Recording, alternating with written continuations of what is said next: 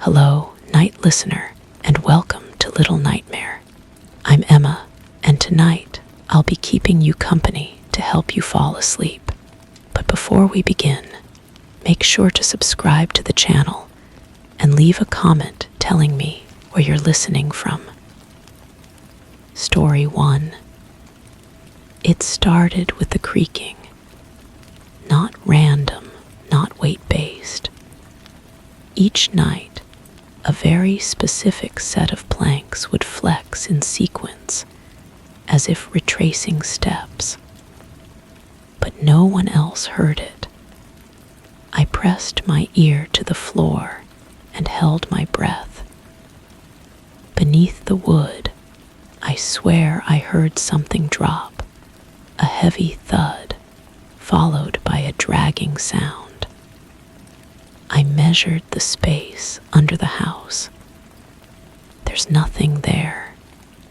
But each morning, small things I'd lost years ago, buttons, keys, a torn photograph, start appearing between the slats, like the floor is spitting them back out one regret at a time. The first object was a brass button from a coat I'd thrown away after the accident. I found it wedged between two boards near the kitchen table, its surface tarnished but unmistakably familiar. The metal felt warm against my palm, as if it had been held by someone else moments before. I rolled it between my fingers, trying to recall how it had disappeared in the first place. The memory felt distant, wrapped in fog. I began keeping a journal, documenting each discovery. A house key that belonged to an apartment I'd lived in decades ago. A crumpled receipt with faded ink that I couldn't quite read.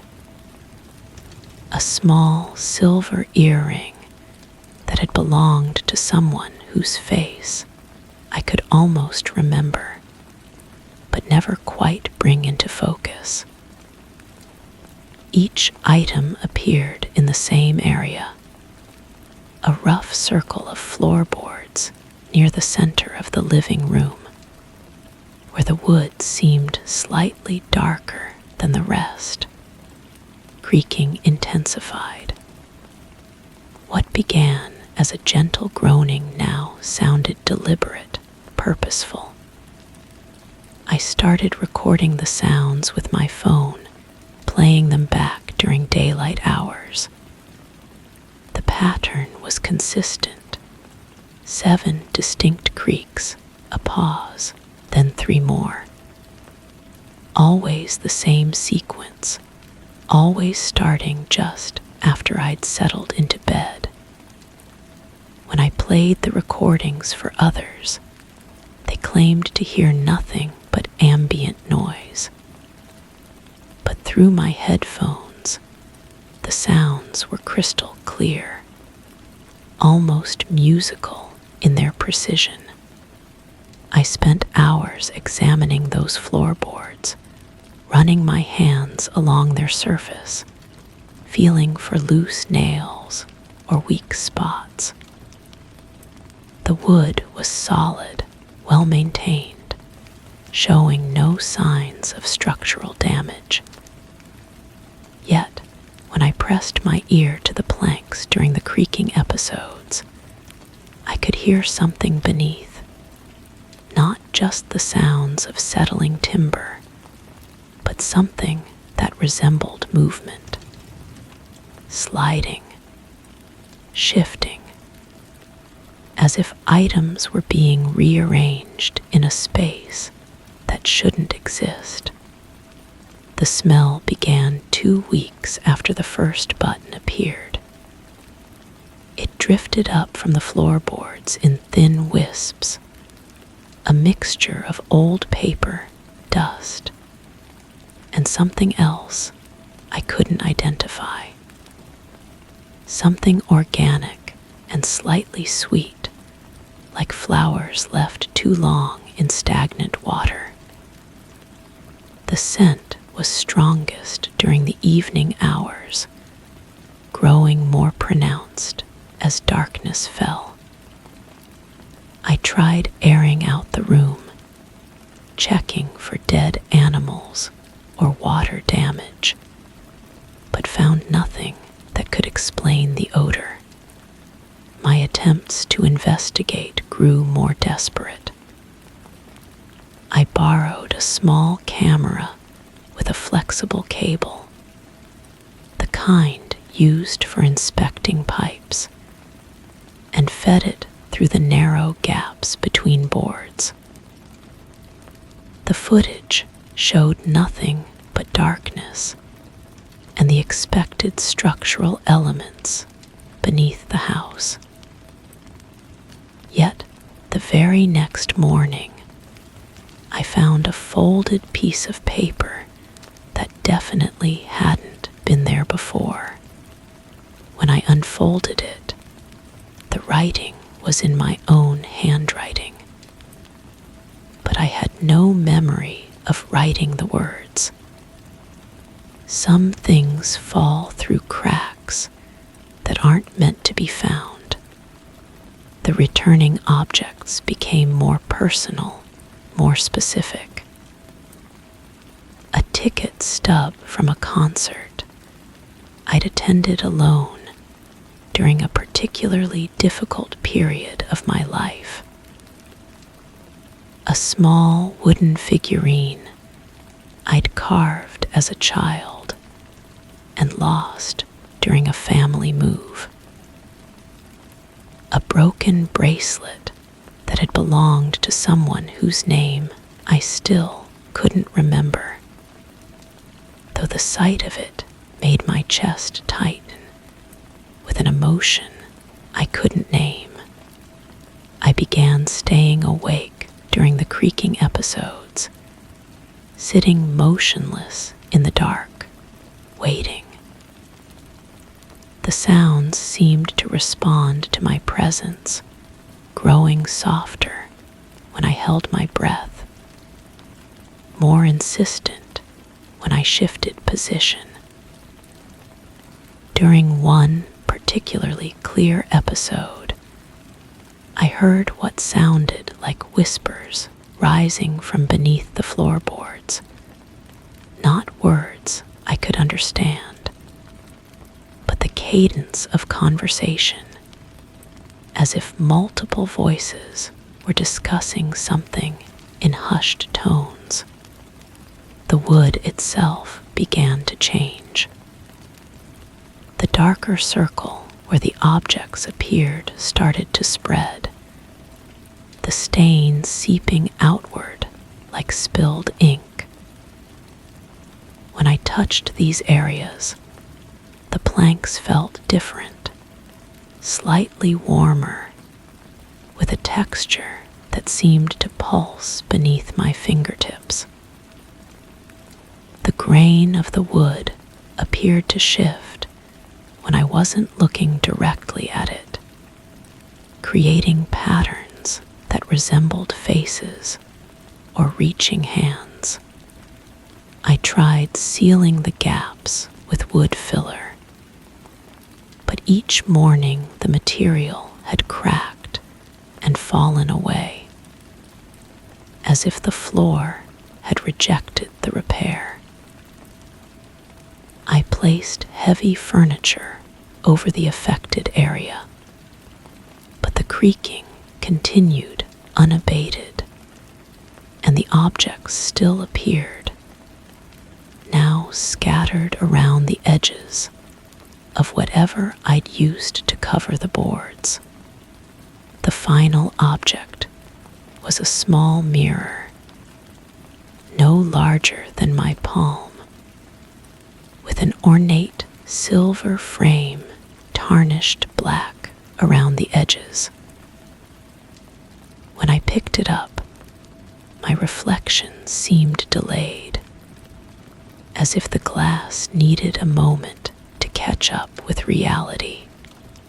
In the background of the reflection, I could see the room as it appeared behind me, but with subtle differences, shadows that fell at wrong angles, furniture positioned slightly differently, and sometimes, just at the edge of perception, the outline of someone standing just outside the frame.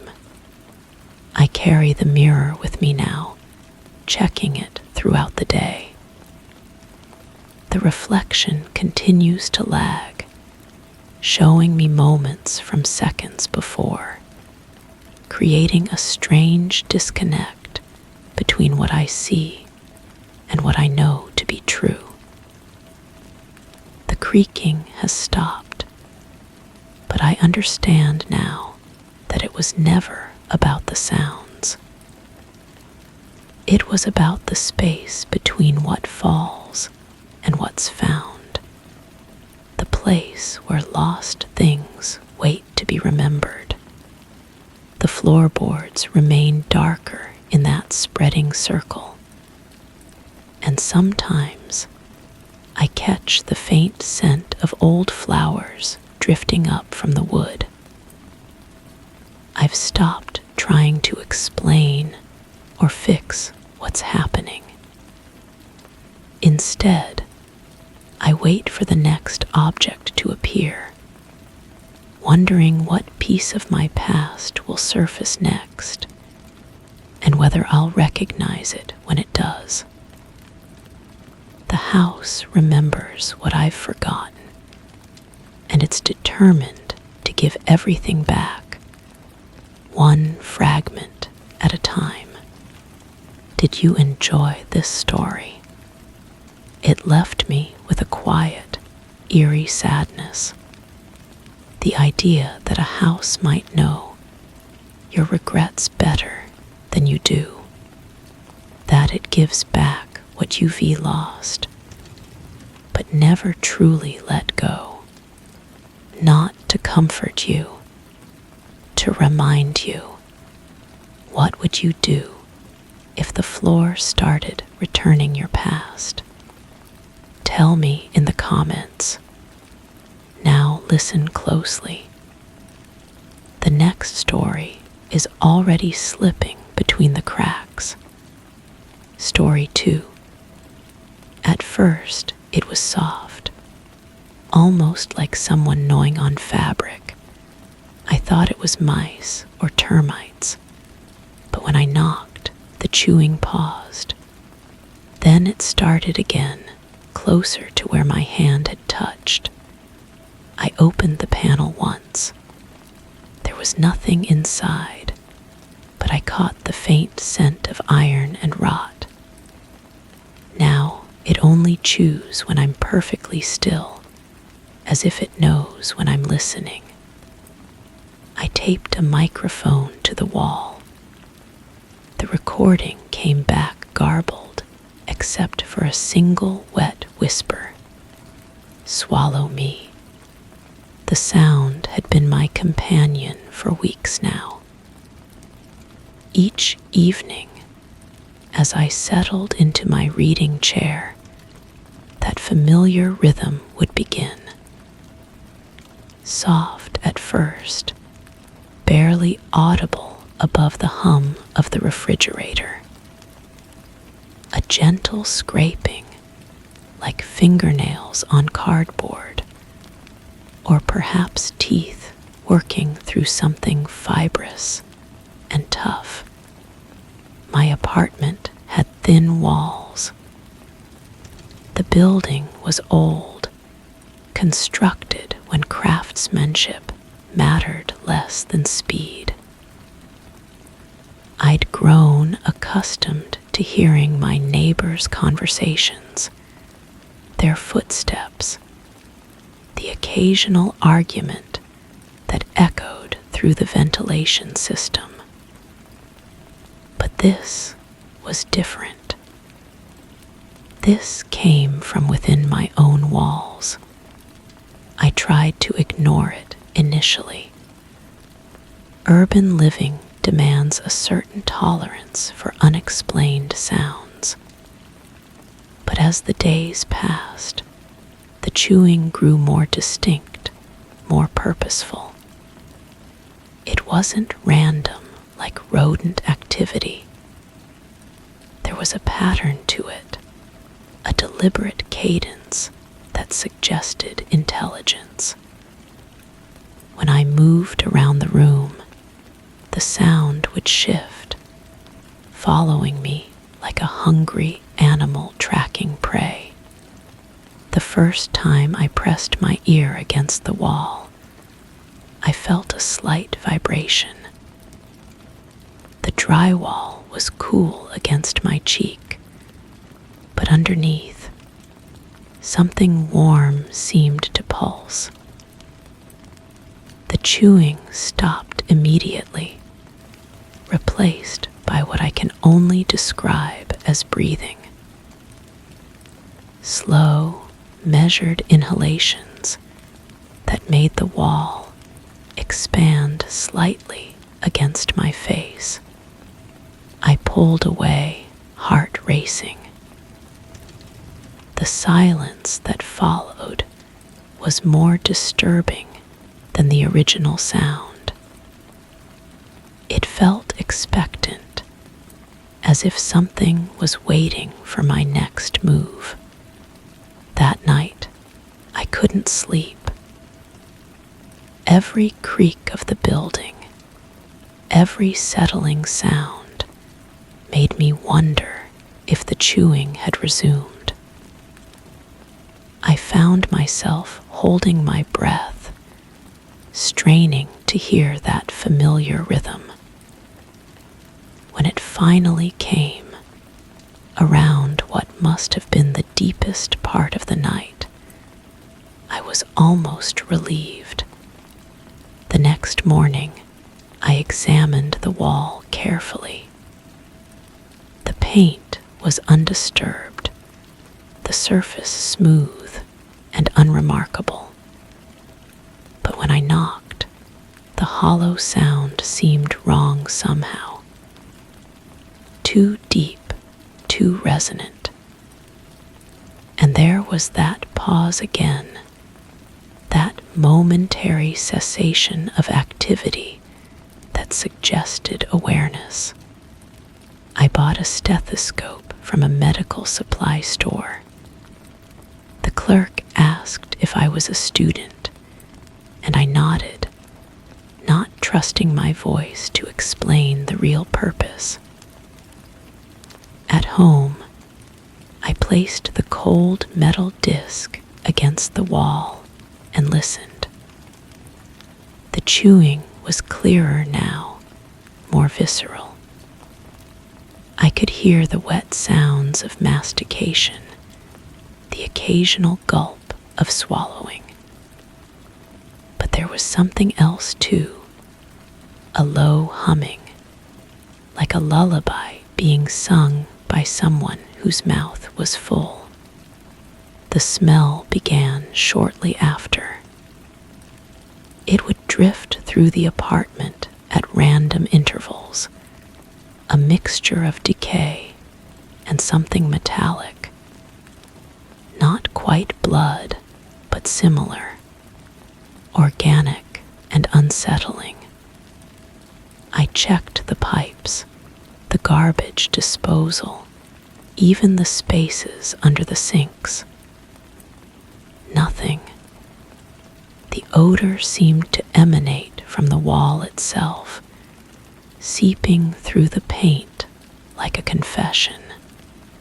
I started keeping a journal, documenting each occurrence. The chewing always began when I was stationary, when I'd been quiet for several minutes. It preferred the evening hours, but occasionally would start during lazy afternoon moments when I was reading or dozing. The sound would migrate along the wall, following my movements with unsettling precision. One evening, while the chewing was particularly active, I decided to record it. I pressed my phone against the wall, capturing several minutes of the sound. When I played it back, my blood chilled. The audio was distorted, filled with static and strange harmonics. But underneath the interference, I could make out fragments of something that sounded almost like speech. Whispered words in a language I didn't recognize, punctuated by that wet, rhythmic chewing. The recording quality deteriorated with each playback. By the third listen, the words had become unintelligible, dissolved into electronic noise. But I'd heard enough. Whatever was behind that wall wasn't just making random sounds. It was trying to communicate. I began leaving the recorder running while I was away. Hours of audio, most of it silence. But scattered throughout were moments of activity, brief episodes of that familiar chewing interspersed with what sounded like scratching. As if something was trying to claw its way through the drywall from the inside. The breakthrough came when I discovered the loose panel. Hidden behind a bookshelf, barely visible, was a section of wall that had been cut and replaced. The edges were sealed with caulk, but the repair was sloppy, amateur. When I pressed against it, the panel flexed slightly, and the chewing stopped immediately. I removed the books, pushed the shelf aside, and examined the panel more closely. The caulk was old, but not original to the building. Someone had cut into this wall and sealed it back up. The realization made my hands tremble as I worked at the edges with a knife, breaking the seal. The panel came away easily once the caulk was removed. Behind it was a space that shouldn't have existed, a gap between the walls that was perhaps 2 feet wide and extended both up and down beyond the reach of my flashlight. The air that escaped was thick with that metallic smell, so concentrated it made my eyes water. I shone the light into the cavity. The space was empty, but the walls were marked with deep scratches, as if something had been trying to dig its way out. And scattered on the bottom were fragments of what looked like bone, picked clean and gnawed smooth. As I knelt there, staring into that hidden space, I heard it again. The chewing. But this time, it wasn't coming from behind the wall. It was coming from above me, from somewhere in the ceiling of the cavity. I aimed my flashlight upward and saw movement, a shadow shifting, just beyond the reach of the light.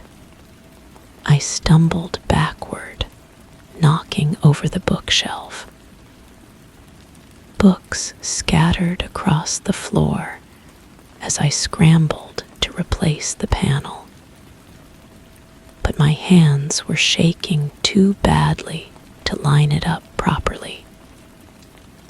The chewing grew louder, more excited, as if my fear was somehow feeding it. I managed to get the panel back in place, but the caulk was gone. There was no way to seal it properly. I pushed the bookshelf back, but I knew it was useless. Whatever was in there knew I'd found it. That night, the chewing was different, more aggressive, more urgent. It seemed to come from multiple locations now, as if what I'd disturbed had multiplied or spread. I could hear it in the walls, in the ceiling, even in the floor beneath my feet.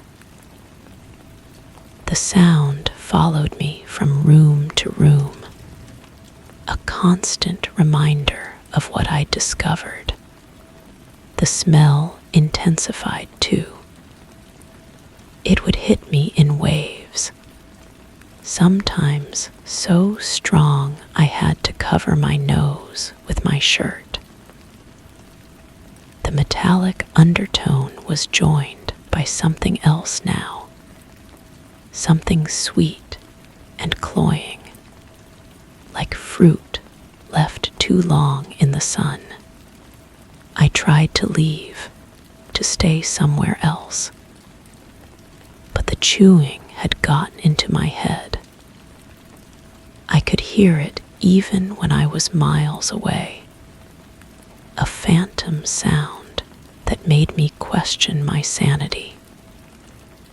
In hotels, in friends' apartments, in the quiet of libraries, that rhythmic gnawing would start up, faint but unmistakable. I returned to my apartment because I had to, because leaving didn't make it stop. If anything, the separation made it worse. The chewing became desperate, almost frantic, when I was away for too long, as if it needed my presence to sustain itself. Now I sit here writing this account, while the sound continues behind me. The chewing has evolved, become more complex. I can distinguish different textures now. Sometimes it sounds like fabric, sometimes like wood, sometimes like something softer and more yielding. The pauses have become longer, more deliberate. When I stop typing, when the room falls silent, it stops too. We've developed a rhythm, a call and response that binds us together. I've stopped trying to record it. The last attempt corrupted not just the audio, but my phone as well. The screen now flickers with shapes that might be shadows, or might be something else entirely. The battery drains impossibly fast, and sometimes I catch fragments of that whispered speech coming through the speaker, even when the phone is off. The panel behind the bookshelf has started to bulge outward, just slightly, but enough to notice. The pressure seems to build during the day and release at night, as if something is breathing behind there. Slow, patient breaths that make the wall expand and contract like a lung. I've learned to time my movements with the chewing. When it starts, I freeze. When it stops, I move quickly to wherever I need to be. We've found a balance, a way to coexist. But I know it's temporary. Each day, the bulge grows a little more pronounced. Each night, the chewing grows a little louder. Sometimes, in the space between sleep and waking, I think I understand what it wants. The fragments of speech in the recordings, the way it responds to my presence, the hunger in its rhythm. It's not trying to get out. It's trying to bring me in, to make me part of whatever existence it has carved out in the space between the walls. The wall is warm to the touch now, and when I press my ear against it, I can hear more than just chewing.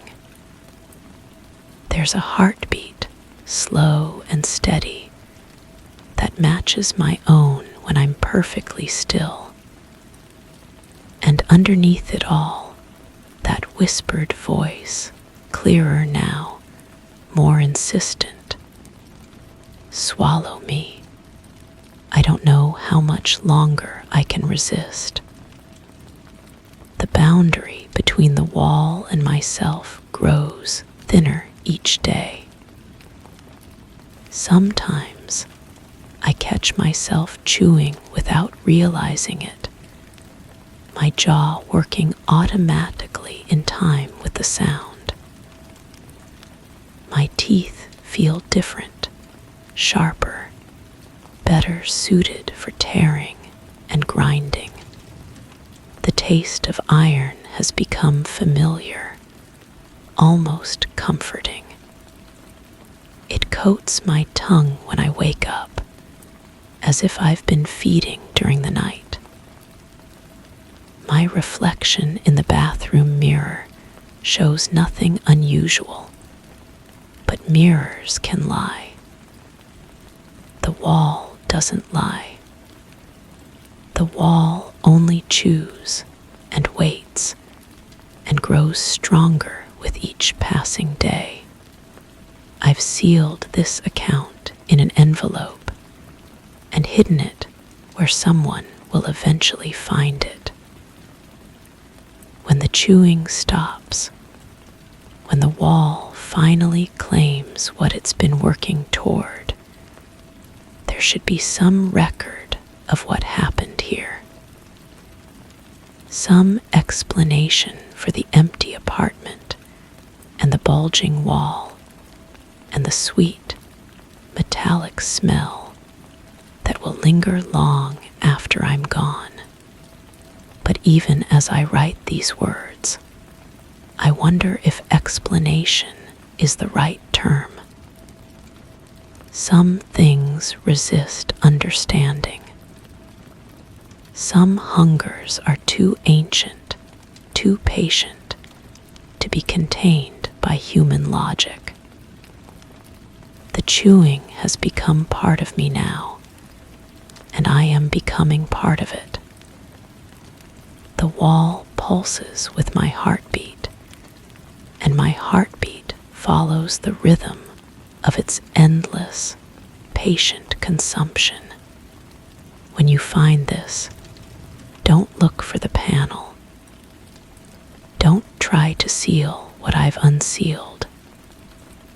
Just leave, and don't listen too carefully to the sounds your own walls make in the quiet hours. Not everything that hungers does so with a mouth you can see. Did you enjoy this story? It it made me want to stop breathing, to stay perfectly still, just like him, and wait. Because if something only chews when you're silent, the real question is, what is it waiting for? And who is it digesting behind the walls? Have you ever heard a sound that felt like it was feeding on your silence? Tell me in the comments. Better hurry before your own wall starts to chew. Story 3. The windows shift when the sun goes down. They stretch slightly like eyelids fluttering open. The siding creaks inward, curving, and the vents begin exhaling warm air that smells faintly like skin. One night, I stared too long at the living room. The walls swelled outward. The ceiling dipped low. It was smiling, not metaphorically, physically. Something inside this place finds joy in being observed. And lately, I think it's growing bolder. I've stopped closing the bedroom door. I'd rather see it coming. The first time I noticed something wrong, I was washing dishes. My hands moved through the soapy water while my mind wandered. But then I felt it. A subtle shift in the air pressure, like someone had opened a door in another room. The kitchen window reflected my face, but behind me, the hallway seemed longer than usual.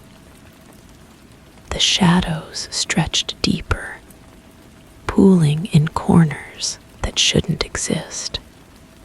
I turned around. The hallway looked normal.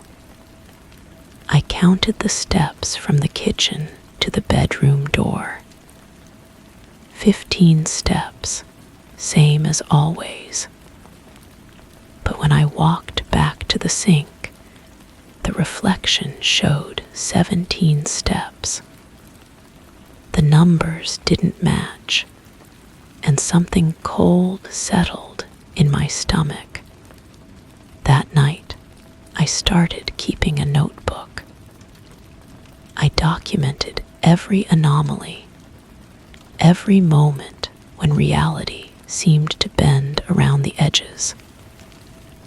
The pen felt heavier in my hand as I wrote, as if the words themselves carried weight. I recorded how the floorboards creaked in patterns that sounded almost like breathing, how the refrigerator hummed melodies that seemed familiar but wrong, how the bathroom mirror showed my reflection a half-second delayed, like it was deciding whether to copy my movements. The house began responding to my attention. When I focused on the living room wall, a faint pulse would travel through the paint, like a heartbeat under skin. When I pressed my palm against it, the surface felt warm and slightly soft, yielding to my touch in a way that drywall never should. The texture reminded me of something alive, something that recognized my presence and welcomed it. I started taking photographs, trying to capture proof of what I was experiencing. The camera revealed things my eyes had missed. In one photo, the kitchen doorframe curved inward slightly, creating a subtle arch that gave the entrance an organic quality. another, the ceiling light cast shadows that formed patterns too deliberate to be random. The shadows looked like symbols, like a language I almost understood but couldn't quite decode. Sleep became difficult. I would lie in bed, listening to the house settle around me, but the sounds were wrong. Instead of the normal creaks and sighs of wood and metal expanding and contracting, I heard whispers, soft voices that seemed to come from inside the walls themselves. When I pressed my ear to the bedroom wall, the whispers grew clearer, but the words remained just beyond comprehension. They spoke in rhythms that matched my heartbeat, as if the house was learning to synchronize with my body. I tried recording the whispers with my phone, but the playback revealed only static. The house kept its secrets from electronic devices, sharing them only with direct human perception. This selective disclosure felt intentional, personal. It wanted me to know that our connection was intimate, something that couldn't be shared or proven to others. The changes accelerated. Door frames began subtly reshaping themselves, becoming more rounded, more organic. The sharp corners of the house softened into curves. Windows developed a slight convex quality, bulging outward like eyes. The front door's peephole started blinking.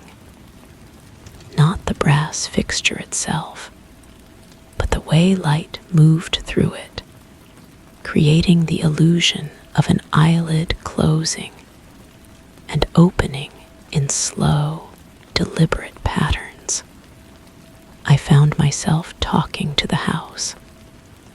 At first, just muttered comments about the strange phenomena. But gradually, my words became more conversational. I would describe my day, share my thoughts, ask questions about the changes I observed. The house listened. I could feel its attention like a physical presence, warm and encompassing. When I spoke about pleasant memories, the walls seemed to lean in slightly, as if savoring my words. When I expressed fear or uncertainty, the house would respond with gentle creaks and sighs, sounds that felt reassuring rather than threatening. The bathroom became a focal point for the house's transformations. The tiles began developing a subtle pattern that looked like scales or skin cells. The bathtub's surface grew softer, more yielding. When I ran water, the sound echoed differently, as if the porcelain had become something more flexible, more alive. The shower curtain moved without any air current, swaying in rhythms that matched my breathing. I started leaving offerings. Small things at first, a flower from the garden, a smooth stone I found while walking. The house accepted these gifts by making them disappear, not dramatically, but gradually. The flower would wilt and fade until it seemed to merge with the surface where I'd placed it. The stone would slowly sink into the windowsill, leaving only a faint impression of its shape. The house's smile became more pronounced. What had started as a subtle curve in the living room ceiling developed into a clear expression of contentment. The walls curved inward to form cheeks, and the light fixtures positioned themselves to create the illusion of eyes. When I entered the room, the smile would widen slightly, as if the house was genuinely pleased to see me. My reflection began changing in mirrors throughout the house. Not dramatically, but in small ways that accumulated over time. My eyes appeared slightly larger, more luminous. My skin took on a subtle glow. The changes were beautiful, but unsettling, as if the house was slowly remaking me in its image, or revealing aspects of myself I'd never noticed. I tried to leave. The front door opened normally, but the world outside looked different. The street curved in impossible ways, and the neighboring houses seemed to lean away from mine, as if they were afraid. The sky held an odd quality, too bright and too dark simultaneously. After a few steps, I felt an overwhelming pull back toward the house, a gravity that wasn't physical but emotional. I returned willingly, feeling more comfortable inside than I had in weeks.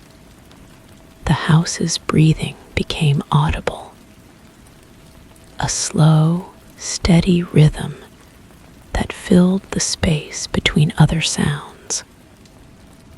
When I synchronized my breathing with the house's, I felt a deep sense of peace and belonging. My heartbeat adjusted to match the house's pulse, and for those moments, I couldn't tell where I ended and the house began. The whispers in the walls evolved into something clearer. Not words, but emotions transmitted directly into my consciousness. I felt the house's joy when I was present, its loneliness when I was away. It showed me memories that weren't mine, glimpses of previous occupants, their lives and fears, and moments of happiness.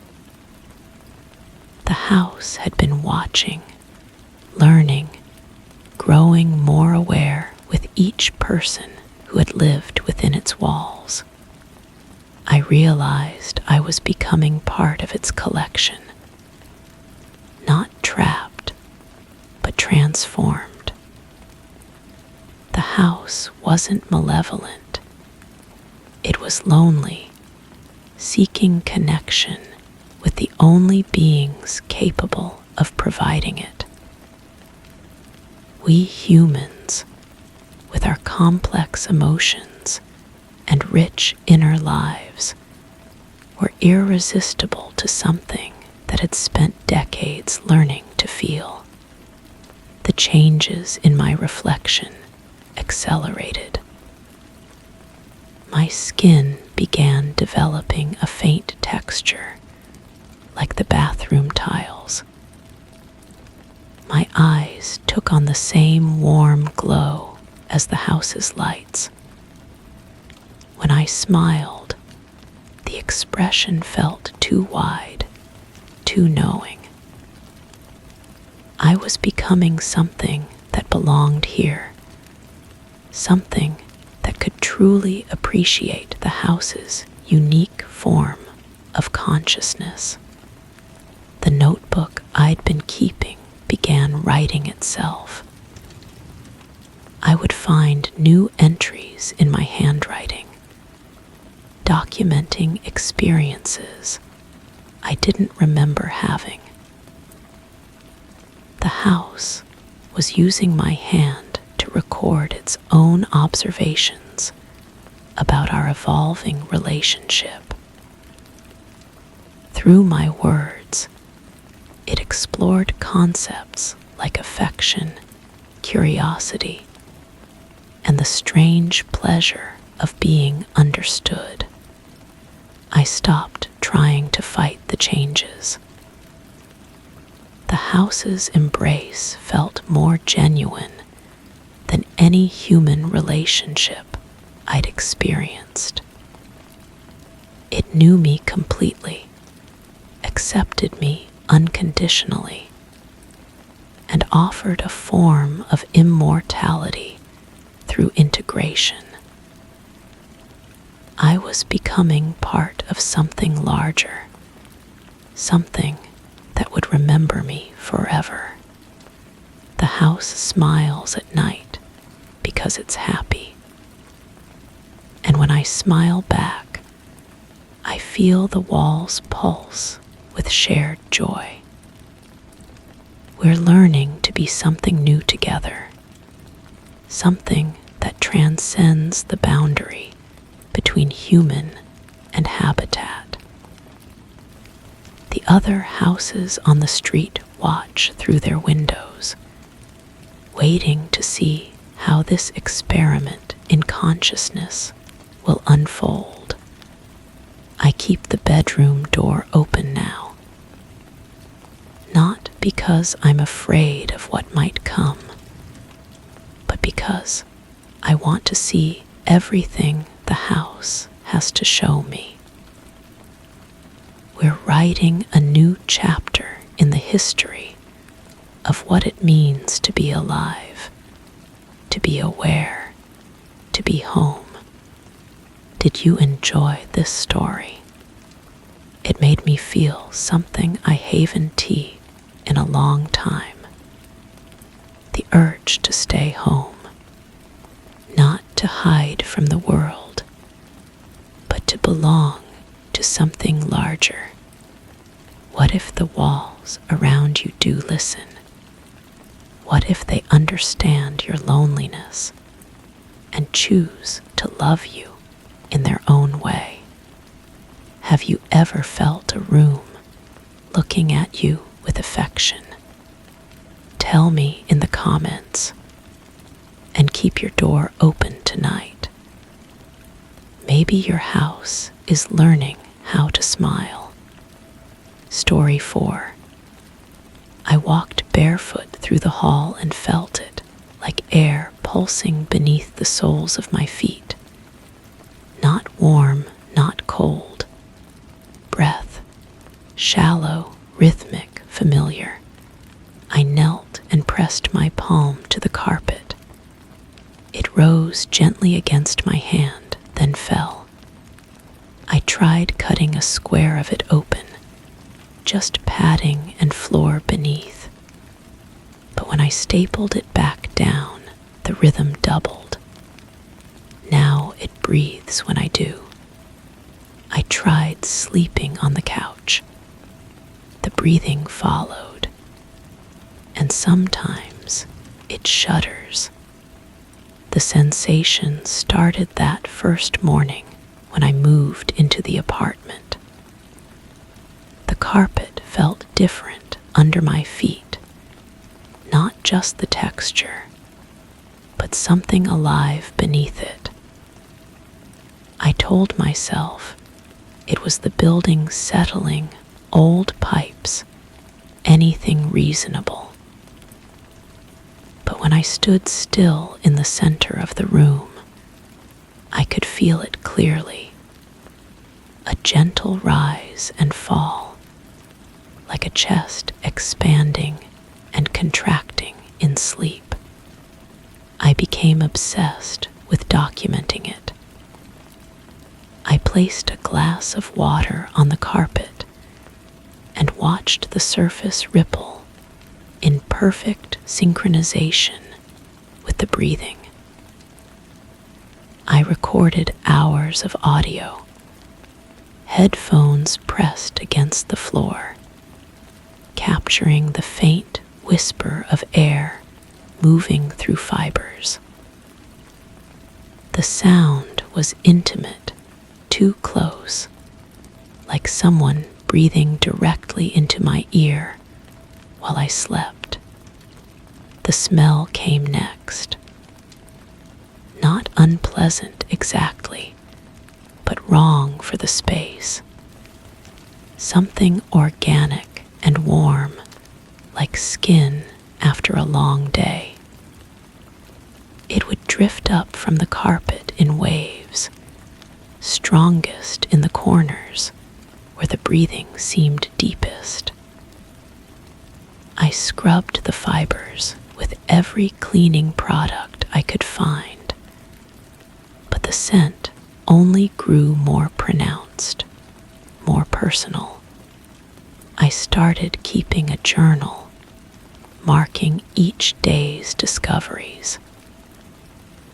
The breathing grew stronger during certain periods, weaker during others. I noticed patterns. It seemed to respond to my presence, quickening when I entered the room, slowing when I left. I began to suspect it was learning my schedule, adapting to my rhythms. The shadows beneath the carpet began shifting. At first, just minor variations in the way light fell across the surface. But gradually, I noticed dark shapes moving underneath, like something large and formless pressing against the padding from below. When I switched on the overhead light, the shadows would retreat to the edges, but never disappear completely. I tried different approaches to understand what was happening. I measured the temperature of the carpet. It was always exactly the same as my skin. I checked for moisture, completely dry. I examined the building's blueprints, looking for hidden spaces or unusual construction. Nothing explained the phenomenon. The breathing began to affect my sleep. Even in my bedroom, I could feel it pulsing through the floor, matching my heartbeat with disturbing precision. I would lie awake, conscious of the rhythm beneath me, unable to distinguish between my own breathing and the carpet's. The boundary between my body and the floor seemed to dissolve. I started having dreams where I was sinking into the carpet, the fibers wrapping around my limbs like gentle fingers. In these dreams, I wasn't afraid. The sensation was almost comforting, like being held by something that understood me completely. I would wake with carpet fibers stuck to my skin, though I never remembered touching the floor during the night. The breaking point came when I noticed the breathing was no longer confined to the floor. The walls had begun to pulse subtly, in perfect harmony with the carpet. The rhythm was spreading, claiming more of the space. I pressed my ear against the plaster and heard it clearly, the soft whisper of air moving through hidden chambers. I tried to leave, packing my belongings and calling friends to help me move. But every time I stepped toward the door, the breathing would intensify, becoming urgent, almost desperate. My chest would tighten, making it difficult to breathe normally. I would gasp, fighting for air, and the carpet would respond by breathing faster, as if trying to help. The final night, I woke to find the entire apartment breathing around me. Every surface rose and fell in the same steady rhythm. The air itself seemed thick, viscous, like being inside someone's lungs. I stumbled to the bathroom, hoping to find a space that remained normal. But even the tiles pulsed gently against my feet. I stood in the center of the living room, surrounded by the synchronized breathing of walls, ceiling, and floor. The sound was no longer subtle. It filled the space completely. A deep, resonant inhalation followed by a slow, measured exhale. I realized I had been holding my breath without knowing it. When I finally exhaled, the apartment exhaled with me. When I inhaled, it followed. We were connected now, breathing as one organism. The carpet beneath my feet felt warm and alive, welcoming me home. I still live here. The breathing continues, constant and reassuring. Sometimes visitors comment on the unusual acoustics, the way sound seems to pulse through the rooms. I tell them it's just the building's character, nothing to worry about. But I notice they never stay long. The carpet has grown softer over the months, more responsive to my touch. In the morning, I can feel it stirring before I wake, preparing for another day of shared breath. At night, it settles into a deeper rhythm, matching my sleep cycles with perfect precision. I've stopped trying to understand what's happening. Understanding seems less important now than acceptance. The apartment breathes, and I breathe with it. We've found a rhythm that works for both of us. Sometimes, late at night, I press my ear to the floor and listen to the steady pulse beneath.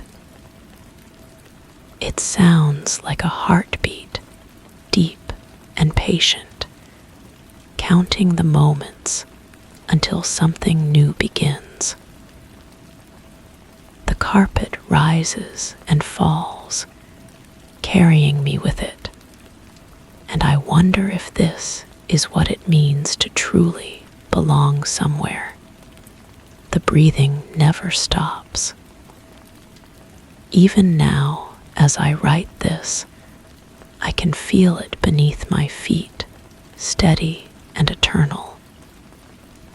It's waiting for something, and so am I. We breathe together, and we wait. Did you enjoy this story? It made me wonder what it truly means to feel at home.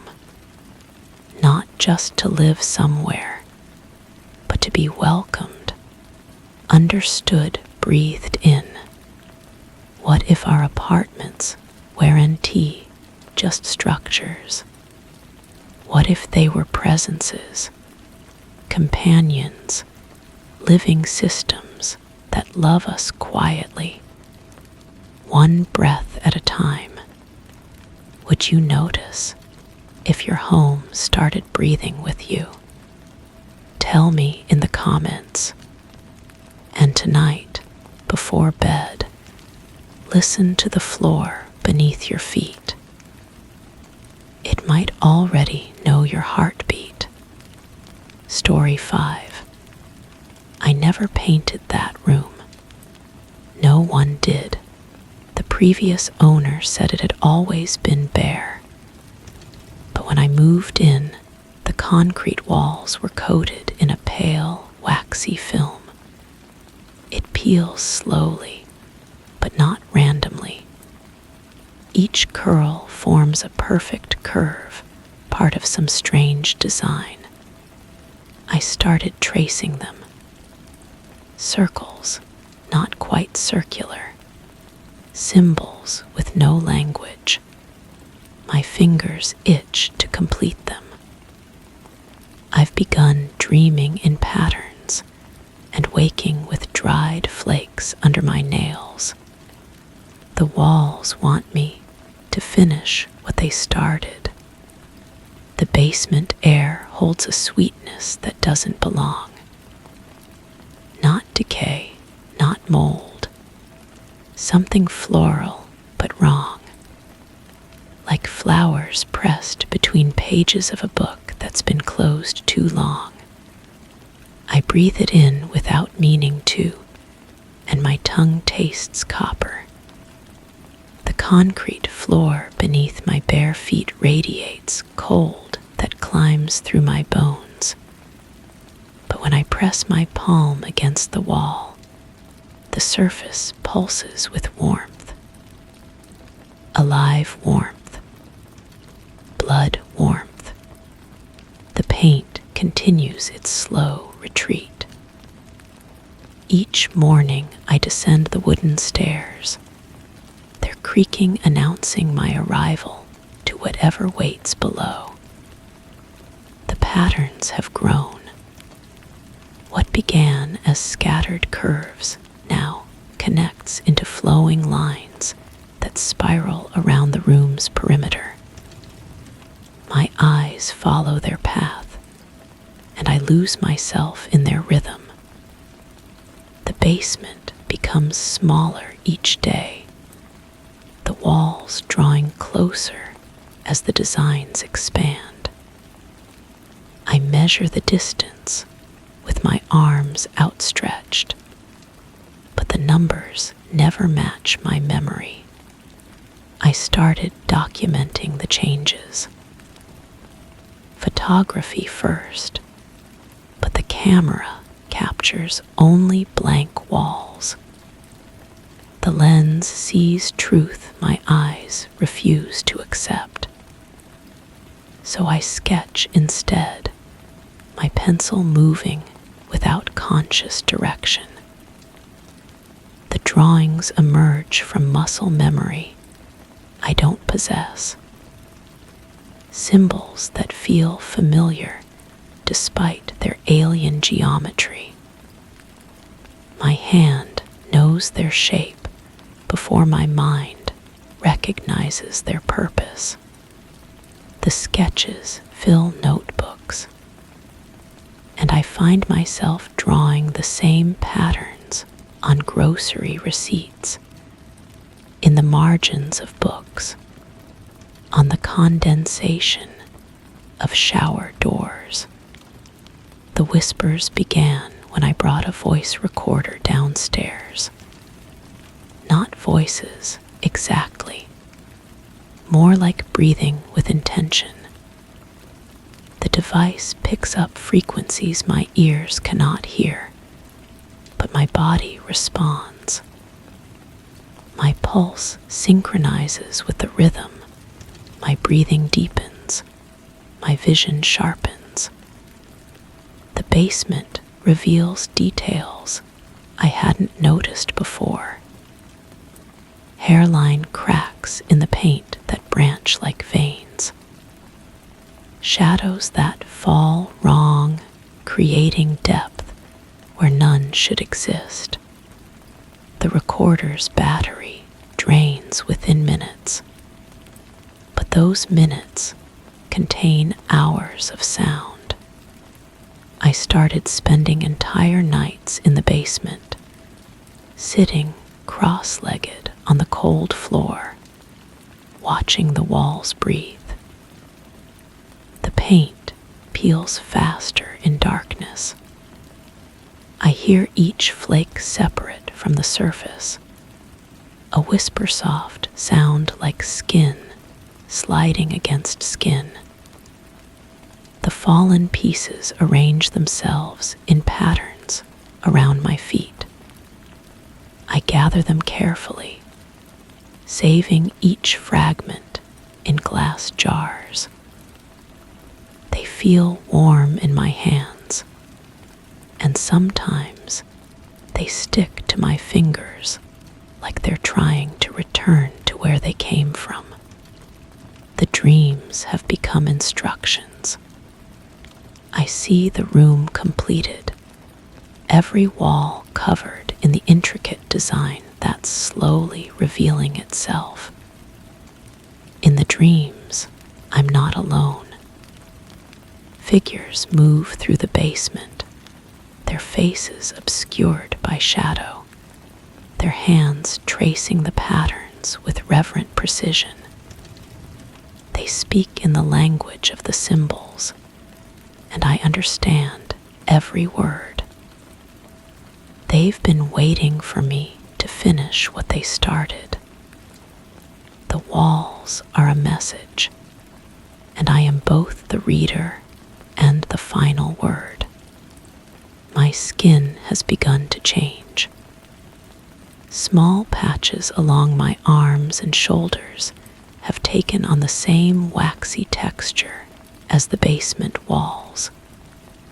They don't hurt, but they're sensitive to temperature and touch. When I run my fingers over them, they feel like the painted surface downstairs. The patches grow larger each day, connecting into patterns that mirror the ones forming on the walls. I've stopped wearing long sleeves. The marks are beautiful in their own way. They're part of the design. The basement calls to me now with a voice I can feel in my chest. Not a sound, but a vibration that resonates through my ribcage and makes my heart flutter.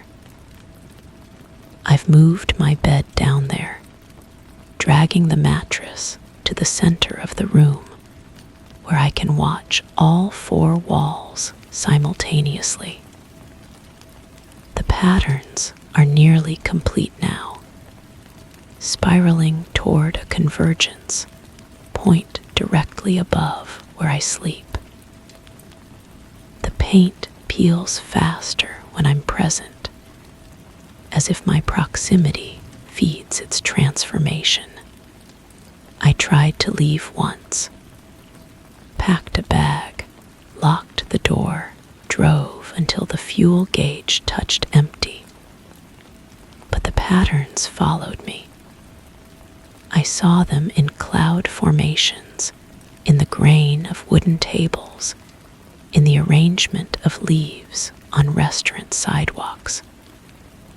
The symbols had burned themselves into my vision, overlaying reality with their persistent geometry. I returned home and threw away the car keys. The basement welcomed me back with the scent of those impossible flowers and the warmth of walls that pulse with my heartbeat. The final piece is revealing itself, a space at the room's center where all the spiraling lines converge, waiting for completion. I understand now why the previous owner called the room bare. It wasn't empty. It was waiting. The walls were never painted. They were prepared. The pale, waxy film isn't paint at all. It's skin. The basement is molting, shedding its old surface to reveal what lies beneath. And I'm here to witness the birth. My fingers have started to crack along the same lines as the peeling walls. When I touch the exposed patterns, my skin splits further, revealing the same waxy texture underneath. I'm becoming part of the design, just as the design has become part of me. The basement and I are changing together, evolving towards something neither of us was before. The transformation is almost complete. Soon, there will be no distinction between the walls and their inhabitant. I can feel the final pattern forming under my skin, ready to emerge. The basement holds its breath, waiting. The walls have stopped their slow retreat and begun to advance, closing the distance between us. In the convergence point above my head, something stirs, not awakening, but arriving. The room was never meant to be empty. It was meant to be full. Full of me, full of the patterns, full of whatever is coming through the space where all the lines meet. The basement paint peels and shapes I don't recognize, but soon I won't need to recognize them. I'll be them, and they'll be me. Did you enjoy this story? It left me with a strange feeling, like something wants to be discovered, but only by those who are willing to listen to the language of the walls. The creepiest part. It is not that the basement is transforming. It is that it doesn't feel like an invasion. It feels like a merging, as if the house isn't changing on its own, but with the person living inside it. And you? Have you ever felt like a place was watching you, or worse, waiting for you? Let me know in the comments. Now, let us move on to the next story. Story 6. There's no sound up there. Not creaks, not drips, not mice, just absence. When I open the hatch, the silence thickens like stepping underwater. My voice dies in my throat. It doesn't echo, it's swallowed. One night, I sat perfectly still at the top of the stairs, just listening to that nothing. And then something inhaled, deep, close.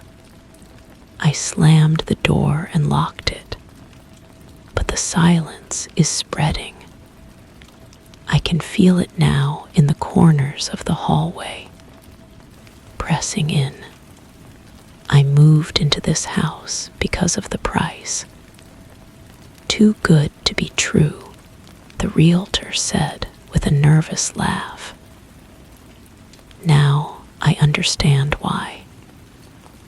The silence lives here like a tenant who never paid rent but refuses to leave. It started as a comfort. No neighbors arguing, no traffic humming, no life bleeding through the walls. Pure quiet. I thought I'd found paradise. The first strange thing was the temperature. The attic hatch felt warm against my palm, even though the rest of the house stayed cool. Not burning hot, just body temperature, like touching skin. I pulled my hand away and wiped it on my jeans, but the sensation lingered. That warmth had a texture to it, smooth and slightly damp. I bought a small digital recorder, the kind journalists use. Something about the silence felt too intentional, too curated. I needed proof that it was real, that it wasn't just my imagination filling the void with phantom sounds. The first recording was 8 minutes of pure nothing. Not even the subtle hiss of electronics. When I played it back, the silence felt heavier than when I lived it. The second recording changed everything. I positioned the device directly beneath the hatch and let it run while I slept. The next morning, I found something that made my hands shake. At the 3-minute mark, there was a sound, barely audible, but unmistakably there. A soft tapping, rhythmic, like fingers drumming on wood. It lasted exactly 30 seconds, then stopped. The silence that followed felt different, expectant. I played the recording again. The tapping was still there, but now it sounded deliberate, purposeful, like Morse code, but in a language I didn't recognize. I counted the intervals, wrote them down. 3 short taps, 2 long ones, pause. 3 short, 2 long, pause. Over and over for 30 seconds. That night, I couldn't sleep. I lay in bed staring at the ceiling, listening for the tapping. The silence pressed against my ears like water pressure. I held my breath, straining to hear anything. The furnace didn't kick on. The refrigerator didn't hum. Even my heartbeat seemed muffled. Then I heard it. Not the tapping this time. Something else. A sound like fabric rustling, but deeper. Like someone folding and unfolding heavy curtains. It came from directly above my bedroom. I grabbed the recorder and crept toward the stairs. The sound stopped the moment my foot touched the first step. The attic hatch was open. I hadn't opened it. I never opened it. The ladder was down, extending into the darkness above. The silence that poured out of that opening was so complete it made my ears ring. I climbed 2 rungs, then 3. The temperature dropped with each step upward. By the time I reached the top, I could see my breath. The attic was empty, completely empty. No boxes, no insulation, no rafters, just smooth walls and a ceiling that seemed to curve upward into shadow. The space was impossibly large, extending far beyond what the house's exterior could contain. My flashlight beam disappeared into the darkness without hitting anything. I called out, "Hello." Nothing, not even an echo.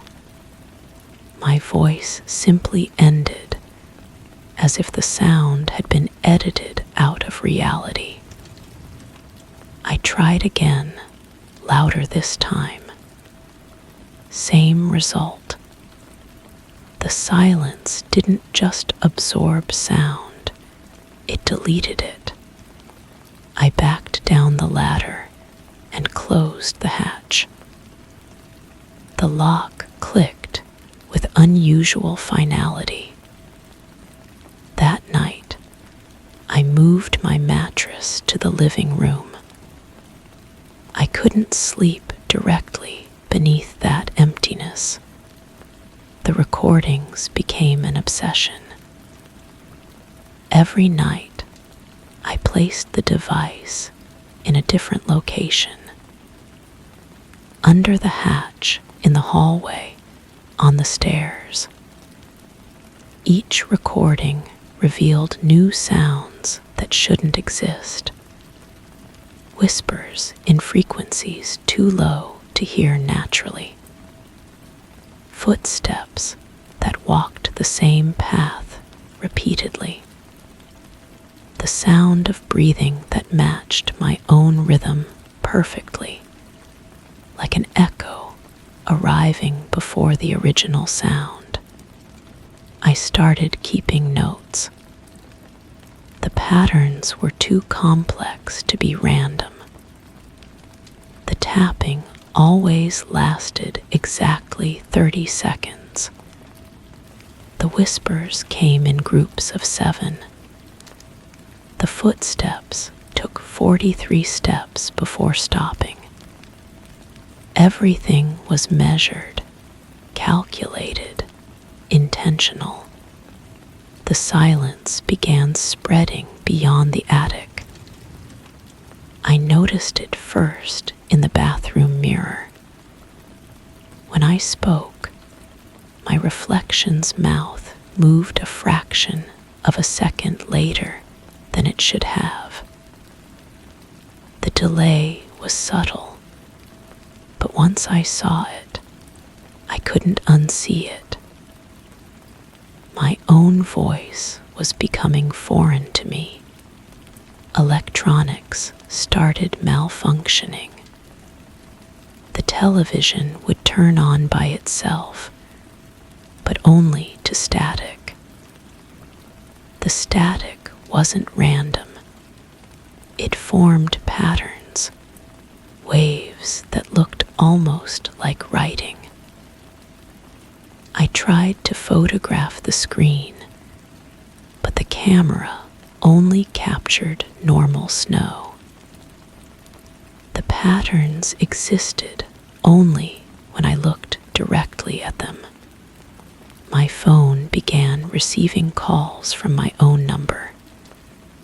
When I answered, I heard my own voice saying words I wasn't speaking. Conversations I'd never had about things I'd never done. Sometimes the other me would ask questions about the attic, about the recordings, about things I'd never told anyone. started unplugging the landline and turning off my cell phone, but the calls continued somehow. The breaking point came when I found the notebook. I'd been documenting everything: the sounds, the patterns, the temperature changes. I kept the notebook beside my bed, filling it with observations and theories. One morning, I woke to find additional writing in my own handwriting. Pages of text I'd never written, in ink that looked exactly like my pen, but felt different under my fingers. The text described the attic in detail, not the empty space I'd seen, but a furnished room with a desk, a chair, and a window that looked out onto a street that didn't exist. The writing described me sitting at the desk, writing in a notebook, documenting sounds and patterns. It described how I'd found the notebook beside my bed, filled with text I'd never written. The last entry was dated the next day. It described how I would climb into the attic one final time, how I would find the desk and chair exactly where the notebook said they would be, how I would sit down and continue writing, adding to the documentation of sounds and patterns that someone else was experiencing in the room below. I burned the notebook in the fireplace. The pages curled and blackened, but the text remained visible through the flames. The words glowed faintly, as if backlit by some internal light source. When the fire died, the ashes reformed into paper. The same notebook, intact, waiting beside my bed. The silence has texture now. It feels like velvet when I breathe it in, like silk when it brushes against my skin. The attic hatch opens by itself every night, and I no longer bother closing it. The ladder stays down, waiting. The space above my bedroom has grown larger, extending deeper into dimensions that don't match the house's architecture. I've stopped using the recorder. The sounds are clear enough now that I don't need amplification. The tapping has become a rhythm I recognize, a pattern that matches my heartbeat. The whispers have resolved into words, instructions written in a language I understand without learning.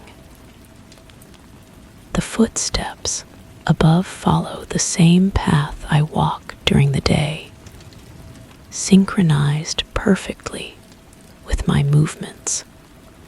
The notebook writes itself now.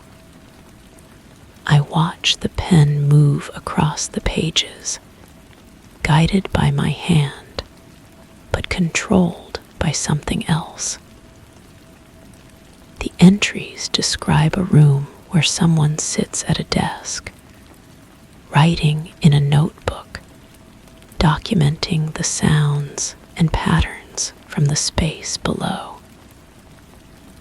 The person in the room looks exactly like me, but their eyes reflect a different kind of emptiness, Sometimes I climb halfway up the ladder and look into the attic.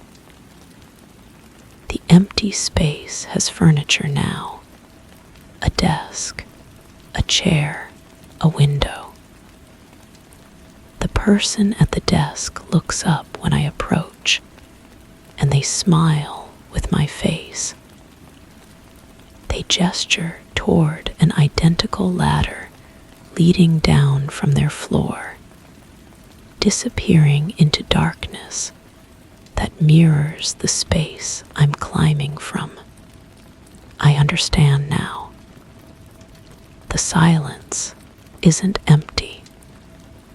It's full of versions of this moment, layers of the same experience, repeated infinitely.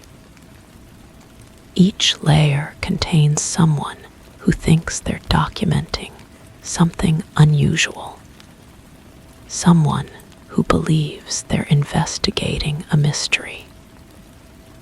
Each layer contains someone who hasn't yet realized they're the mystery being investigated.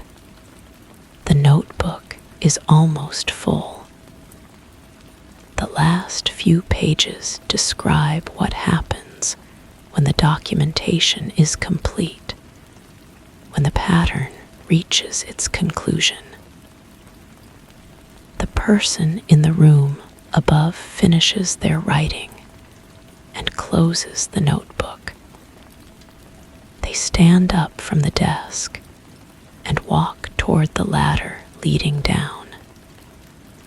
They climb down into the darkness, leaving the empty room behind. But the room isn't empty. Someone else is already sitting at the desk, pen in hand, writing in a fresh notebook.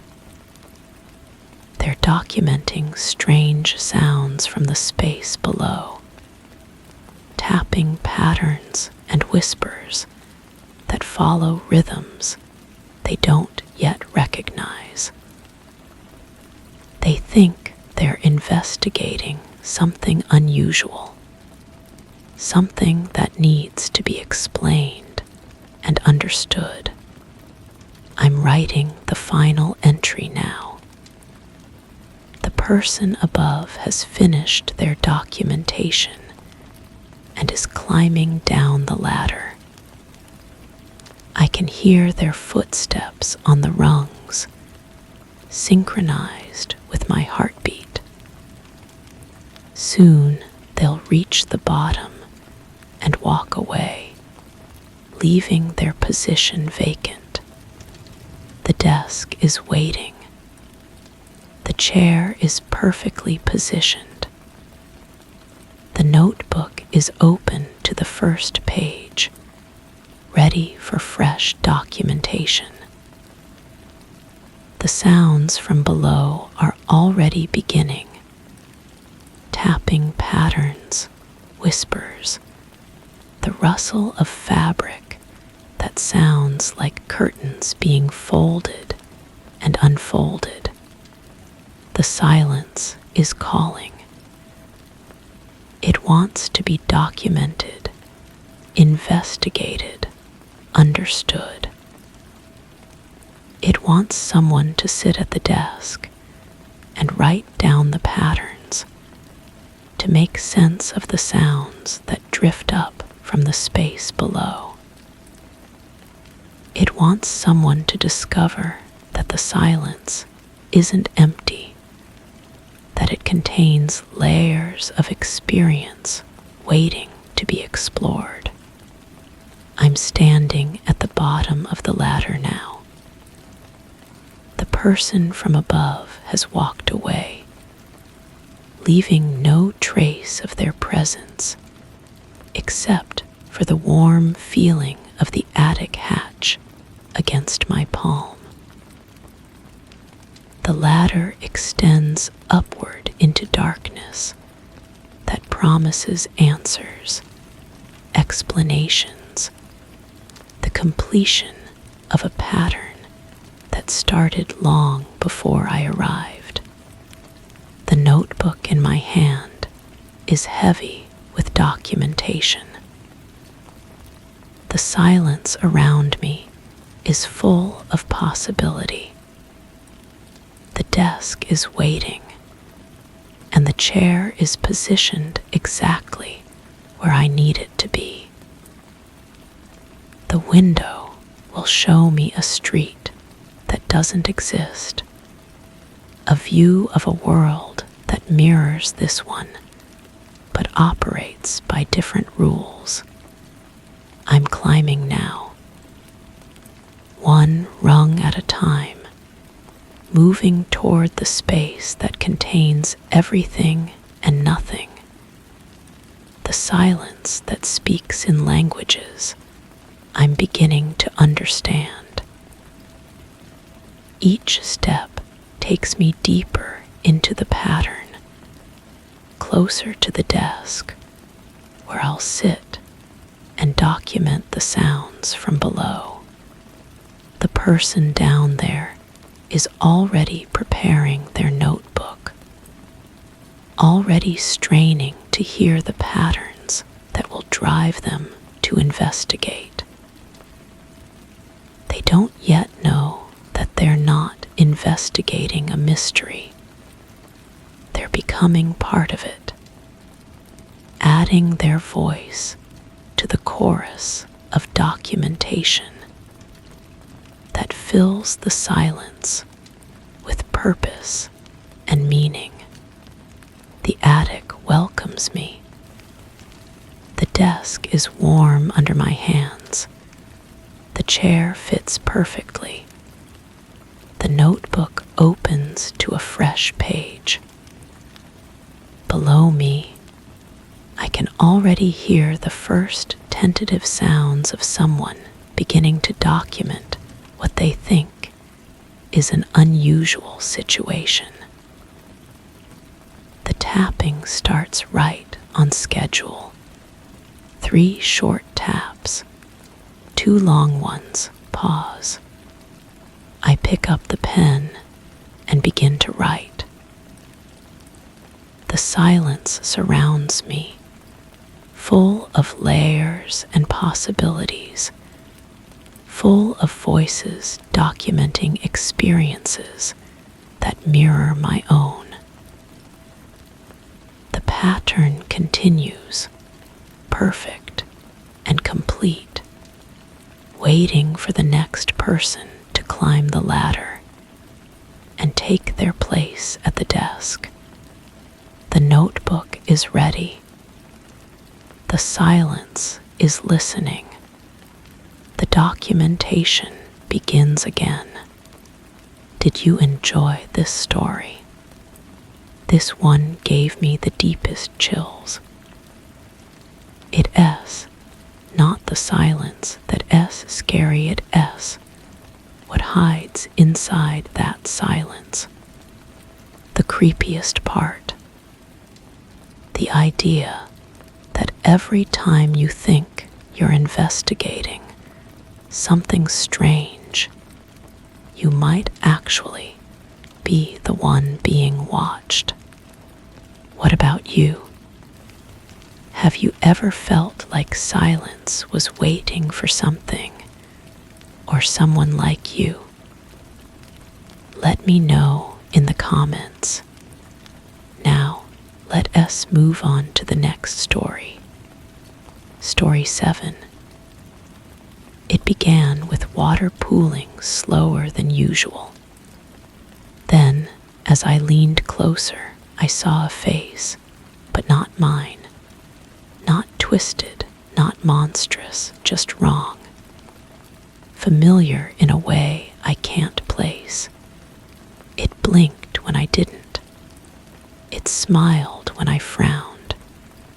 I let the tap run for hours, hoping it would wash away whatever surface lay beneath.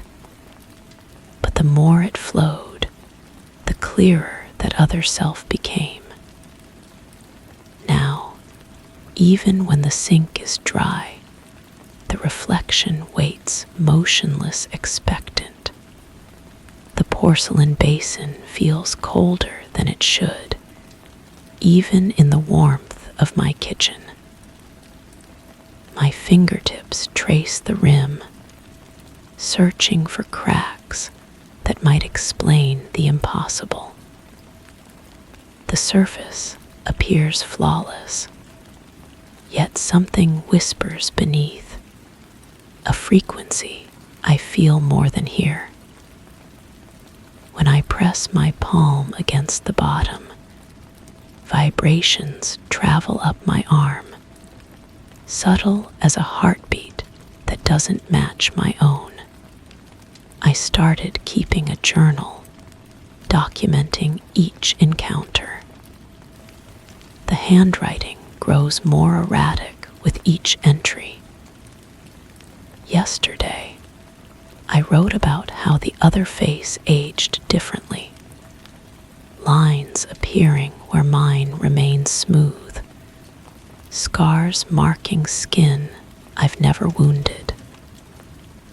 Today, I discovered pages filled with words I don't remember writing, descriptions of places I've never been, conversations I've never had. The faucet drips now, even when turned tight. Each drop creates ripples that move in patterns too deliberate for random physics. I've wrapped towels around the pipes, thinking the sound might be traveling through the walls, but the vibrations persist.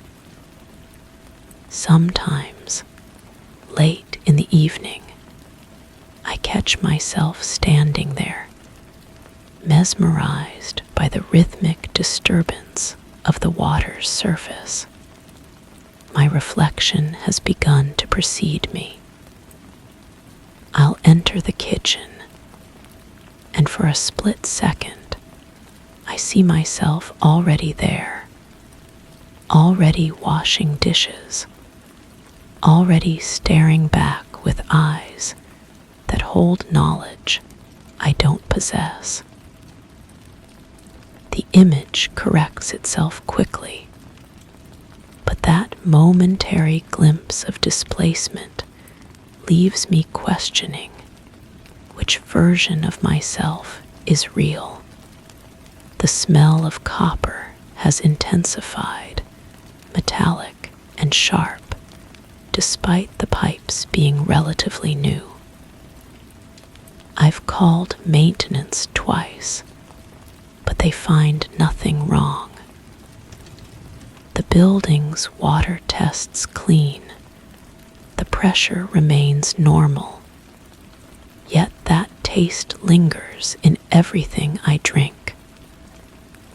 When I mentioned it to my neighbor, she looked at me strangely and said her water tasted fine. I've started avoiding the kitchen after sunset. The reflection becomes more active in darkness, moving independently of my actions. It mimics my gestures with a slight delay, as if processing each movement before copying it. Worse, it sometimes initiates actions I haven't begun, reaching for objects I haven't decided to touch, turning its head toward sounds I haven't yet heard. The photographs on my phone won't capture it. Every picture shows my normal reflection, faithful and correct. But when I look at the screen while taking the photo, I see both the true reflection and the wrong one, occupying the same space like double-exposed film. The digital world refuses to acknowledge what my eyes witness. I've measured the depth of the sink obsessively, pressing rulers against the bottom, calculating dimensions that should be impossible. The basin appears deeper in the reflection than in reality, as if the surface opens into a space that extends beyond the physical boundaries of my apartment. When I drop small objects into the water, they sometimes take longer to settle than gravity should allow. The other face has started mouthing words. At first, I thought it was mimicking my speech, but I've learned to stay silent and watch. It speaks to someone I cannot see, engages in conversations I cannot hear. Its expressions shift through emotions I'm not experiencing: fear, anger, pleading. Sometimes it looks directly at me with desperate urgency, as if trying to communicate something vital. I've covered the mirror in my bathroom, unable to trust any reflective surface. Yet the kitchen sink remains uncovered, irresistible. I tell myself I need to wash dishes to maintain normalcy, but I know I return to witness the impossible. The need has become compulsive, drawing me back despite my growing terror. The water temperature fluctuates without touching the handles. Cold streams suddenly turn scalding, then ice cold, then lukewarm in patterns that feel like Morse code. I've tried to decode the sequences, filling pages with dots and dashes, but the message remains elusive. The rhythm changes each time, adapting to my attempts at interpretation. Last night, I woke to find my kitchen flooded. Water covered the floor, soaking through to the apartment below, yet the sink remained bone dry. When I touched the pool of water, it felt warm, almost body temperature.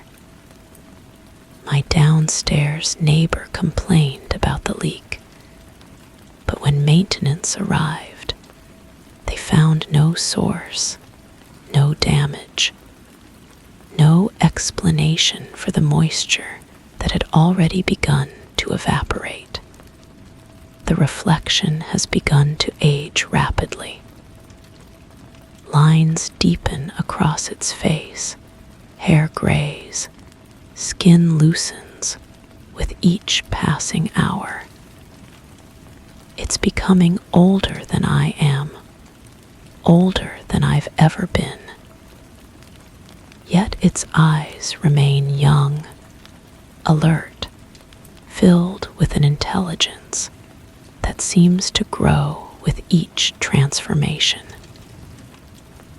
It watches me with the patience of something that has learned to wait. I've stopped eating food prepared in the kitchen. The reflection observes every meal, every sip of water, with an intensity that turns nourishment into performance.